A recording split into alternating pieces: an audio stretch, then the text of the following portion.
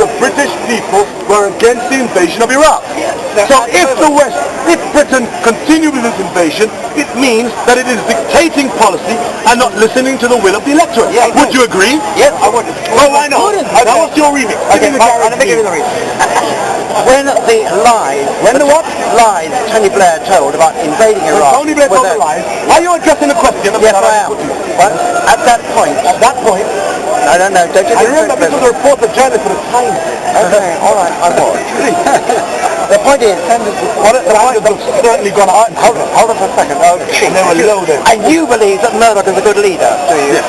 Let's go through it. What I'm saying is when the people were told a tissue of lies, they believed in invasion. When the people were told a tissue of lies, they believed in invasion. And then, now, the movement is against us. You look, Britain within a year will be out of Iraq. Okay. And so then let's say then, you have your democracy that lies to the people. What really is the difference, sir? What is the fundamental difference between a democracy that lies to the people, that conducts actions against the will of the people, and that of a dictatorship? What's the fundamental difference? Okay. In fact, some dictatorships function a lot better than democracy. In fact, when you look at Tony Blair and New Labour, they were dictators. They were dictators. They were dictating policy. Sir, you asked me which one? Yeah, I did. Let me give you one example, only to be controversial. Not that I support Gaddafi, but look at Gaddafi's Libya. In 1951, Libya was the poorest country in the world. Under Gaddafi, it has the highest standard of living in Africa. It has the fastest growing GDP in Africa. It has free healthcare in Africa. It has free education. It has free social housing. Sir, you've asked me for an example. Now imagine if that was a democracy. Hold on, sir. Look at Haiti, for example. In Haiti, we had a democracy. We had dictatorships. We had a democracy under Aristide that the West didn't like. So the West overthrew the democratically elected leader. Now in Haiti, we're supposed to have a democracy. Haiti, as a democracy, is one of the poorest countries on earth. Poorest countries on earth. It sits at the bottom of the Human Development Index chart. Now, if Haiti was socialist, if Haiti was a dictatorship, the Western narrative would be Haiti's poverty is as a result of its policies, of its dictatorship, and of its socialist leanings. Look at Venezuela under Hugo Chavez. Look at Bolivia under Evo Morales. Look at Nicaragua under Daniel Ortega. Look at Latin America. How is it that Latin America began to rise? Latin America rose only because America began to focus on the war in Iraq and did not focus on its backyard. So it allowed the South Americans to organize, strategize, and now they form organizations like ALBA, they form unions, they say an attack against one is an attack against all. They have Telesur, the South American equivalent of CNN.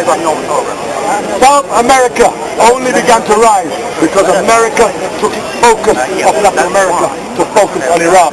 Sir! Yes, you talk about dictatorship. I was talking, in fact, about the wonderful bullshit claim you made about Libya. The reason, as you said... What did I claim about Libya? You said, how is it that the Libyans provide free education, medical care? Yes. There's very simple answer. Yes. Oil.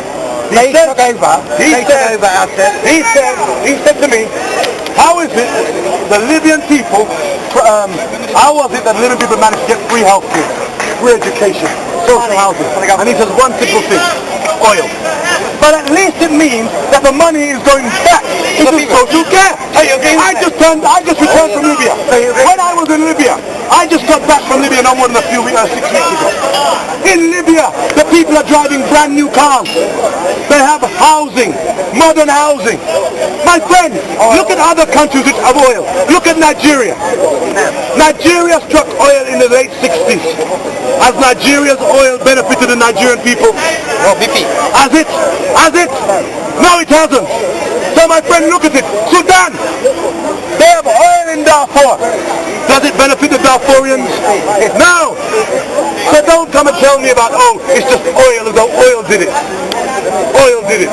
My friend, sir, the only thing I do... Let's remember, first of all, Gaddafi has been in power for 40 years? Gaddafi came to power in 1969. Yeah, so I saw about 40 years. Over 40 years. Yes. Nigeria has had a civil war.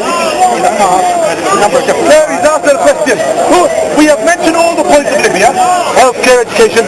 Who's destroying Libya? And what standard of living will the Libyan people have? What standard will the Libyan people have after this war? What I'm saying is... Sir, I made this point to you. The Libyans have free healthcare, free education, free social housing. What will the Libyan people have after the West are there? May I say? They will have everything privatized. The oil of Libya was nationalized. The banks of Libya were nationalized. I guarantee you, as soon as the West are there, those banks are going to be privatized. And oil privatized. Now you're implying that people in Britain agree with the invasion of Libya. I thought it was stupid and immoral, as indeed it is. I don't think the British people agree with the war in Libya. The government. I believe the Western media has put out so much propaganda, the Western public don't know what to believe. It's interesting that in fact even the Sun, as a paper, is now against keeping truth. Cracks, The Mirror was. cracks are beginning to appear in the coalition's armor. This week the media reported that NATO's airstrikes have killed more civilians. More civilians. And then they're now saying, what is NATO's mission? Hold on, sir. My point to the Western media is, why the hell didn't the Western media ask these questions before the West invaded? Before the West began bombing. But now what the media are doing, the media are so deceitful. They're lying, mendacious. Hold on, sir, allow me to finish. The West are now opening a back door for themselves.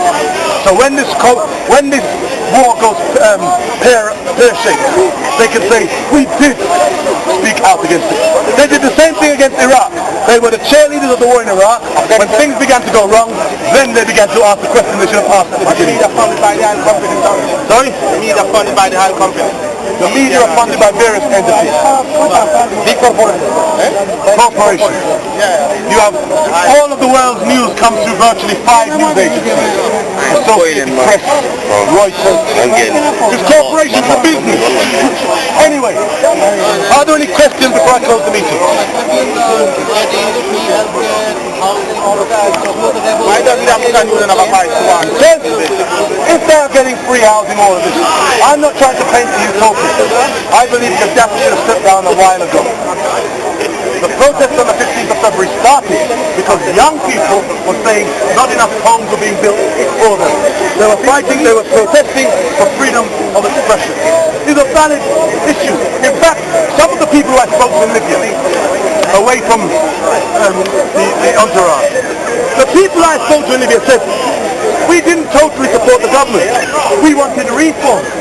But now that the West has begun to bomb Libya, we are behind our government.